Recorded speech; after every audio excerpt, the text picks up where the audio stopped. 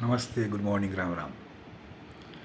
હમણાં ઘણા સમયથી મોટી મોટી સંસ્થામાંથી પાસ આઉટ થયેલા વિદ્યાર્થીઓ નિરાશ હોય છે કે યાર કામ નથી, સારું કામ નથી મળતું.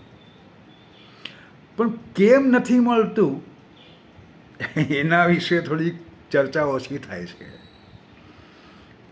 હમણાં લગભગ જો કે પહેલેથી તો ચાલે જ છે, પણ હમણાં ઘણા બધા વિદ્યાર્થીઓ સાથે કામ કરી રહ્યો છું. તો એમણે ફિલ્મો કરવી છે, એમને ઘણી બધી વસ્તુ વેબ સિરીઝ કરવી છે,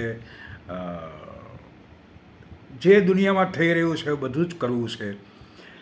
પણ એ વાતથી નિરાશ છે કે અમુક લોકોને જ મળે છે, અમને આ સારું મળતું જ નથી, આમ છે તેમ છે. પણ કેમ નથી મળતું એના માટે પણ વિચાર કરવો રહ્યો. સવાલ એ નથી કે તમે કોઈ જગ્યાએ કામ નથી કરતા એટલે કોઈ જગ્યાએ કામ થતું નથી. એ કામમાં આપણે કેમ ઇન્વોલ્વ નથી? પહેલી વસ્તુ તો આપણને ઇન્વોલ્વ કરવામાં નથી આવતા. વાતો કર્યા બધા કે આ ગ્રુપિઝમ છે, આ ઇઝમ છે, બધા ઇઝમ રહેવાના જ. રિયાલિઝમ જ્યાં હોય છે એની સાથે સાથે બધા ઇઝમ આવવાના જ.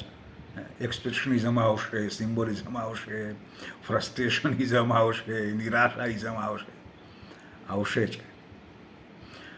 પણ આપણી તૈયારી કેટલી છે?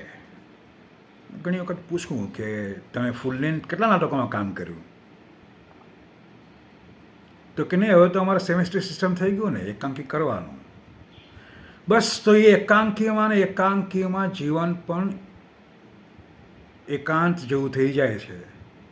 કાંત જેવું થતું નથી. તો બધા ઉદાહરણો છે.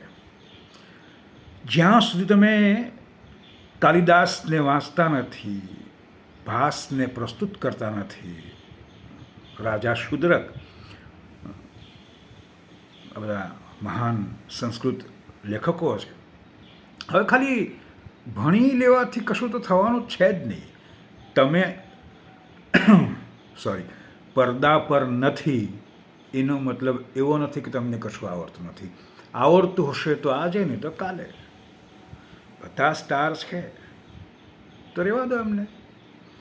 તમે સ્ટાર બનવા માટે કે એક ઉત્તમ અભિનેતા બનવા માટે, ડિરેક્ટર બનવા માટે, લેખક બનવા માટે તમે શું વાંચ્યું છે, શું કર્યું છે, બહુ મહત્વનું છે.